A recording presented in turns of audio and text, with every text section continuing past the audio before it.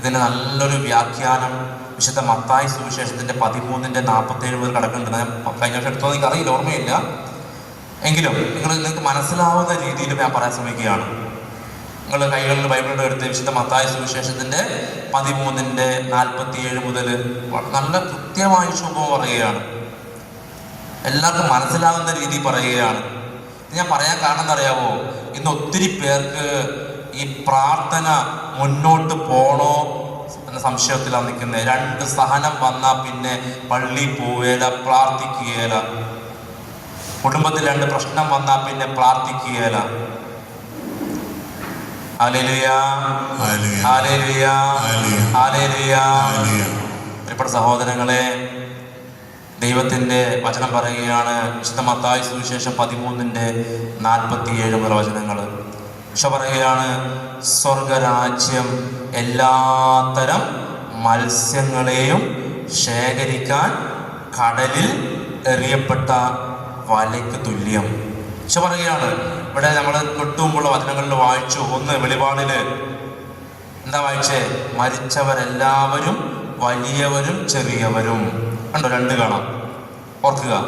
വലിയവരും ചെറിയവരും. നമ്മൾ വീണ്ടും വിശുദ്ധ മത്തായി 24 വായിച്ചു. അവന്റെ മുമ്പിൽ എല്ലാ ജനതകളും ഒരുമിച്ച് കൂട്ടപ്പെടും. Hallelujah, hallelujah.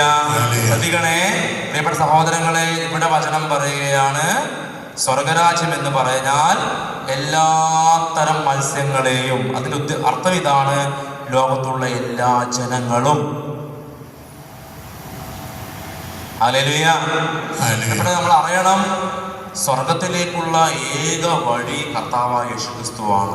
അത് ആര് തന്നെ ആയാലും, യഹൂദനായാലും, പാഴ്സിയായാലും, സിഖുകാരനായാലും, ഗ്രീക്കുകാരനായാലും, ആര് തന്നെ ആയാലും, ഈ ലോകത്തുള്ള എല്ലാ ജനങ്ങളും സ്വർഗത്തിലേക്ക് പോകുന്ന ഏക വഴി അത് കർത്താവായ യേശുക്രിസ്തുവിലൂടെ മാത്രമാണ്.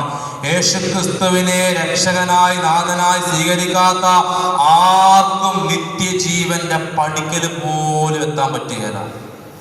ഇഷ്ടം പോലെ വചനമുണ്ട്. എത്ര വചനം വേണം നിങ്ങൾക്ക്? ഇഷ്ടം പോലെ, ഒരുപാട് വചനങ്ങൾ. യേശു മാത്രമാണ് ഏകരക്ഷ എന്നുള്ള വചനം ഇഷ്ടം പോലെ ഉണ്ട്. Hallelujah, hallelujah. കേട്ടോ? എല്ലാ ജനതകളും. വീണ്ടും വചനം പറയുകയാണ്, വല നിറഞ്ഞപ്പോൾ അവർ അത് വലിച്ച് കരയ്ക്ക് കയറ്റി. ശ്രദ്ധിക്കണേ. സ്വർഗരാജ്യം എന്ന് പറയാൻ വേണ്ടി ഈശോ പറയുന്ന ഉപമയാണ്, എല്ലാത്തരം മത്സ്യങ്ങളെയും ശേഖരിക്കാൻ കടലിൽ എറിയപ്പെട്ട വലയ്ക്ക് തുല്യം. വല നിറഞ്ഞപ്പോൾ അവർ അത് വലിച്ച് കരയ്ക്ക് കയറ്റി. അവർ അവിടെ ഇരുന്ന് നല്ല മത്സ്യങ്ങളെ പാത്രത്തിൽ ശേഖരിക്കുകയും ചീത്ത മത്സ്യങ്ങളെ പുറത്തേക്ക് എറിയുകയും ചെയ്തു. കണ്ടോ? വചനമാണ് ഞാൻ വായിക്കുന്നത്, ഞാൻ വെറുതെ പറയുന്നതല്ല. വിശുദ്ധ ബൈബിള് പറയുകയാണ്. വിശുദ്ധ മത്തായി സുവിശേഷത്തിന്റെ 13:47 മുതലുള്ള വചനങ്ങളില് വീണ്ടും വചനം പറയുകയാണ്, യുഗാന്ത്യത്തിലും ഇതുപോലെ സംഭവിക്കും. കണ്ടോ? പറയുകയാണ്, ഇതെന്താ പറയുകയാണ്, എല്ലാ മത്സ്യങ്ങളെയും പിടിച്ച് കരയിൽ കയറ്റി. പക്ഷേ അവിടെ ഇരുന്ന് നല്ലതിനെ മാത്രം പാത്രത്തിൽ ശേഖരിച്ചു, ചീത്ത മത്സ്യത്തെ പുറത്തേക്ക് എറിഞ്ഞു. വചനം പറയുകയാണ്, തൊട്ടുമുമ്പ് വായിച്ചു, അവന്റെ മുമ്പില് കോലാടുകളെയും ചെമ്മരിയാടുകളെയും വേർതിരിക്കുന്ന ഒരു ദിവസമുണ്ട്. ഇതാണ് ആ വേർതിരിവ്. വചനം വീണ്ടും പറയുകയാണ്, യുഗാന്ത്യത്തിലും ഇതുപോലെ സംഭവിക്കും. ദൈവദൂതന്മാർ ദുഷ്ടന്മാരെ നീതിമാന്മാരിൽ നിന്നും വേർതിരിക്കുകയും അഗ്നികുണ്ഡത്തിലേക്ക് എറിയുകയും ചെയ്യും. അവിടെ വിലാപവും പല്ലുകടിയുമായിരിക്കും. ഈശോ പറയുകയാണ്, നീതിമാൻ മാത്രമേ സ്വർഗത്തിൽ പോവുകയുള്ളൂ. Hallelujah, hallelujah, hallelujah. ഞാനൊരു നല്ലൊരു വചനഭാഗം കൂടി പറഞ്ഞുകൊണ്ട് ഞാൻ അവസാനിപ്പിക്കാൻ വേണ്ടി ആഗ്രഹിക്കുകയാണ്.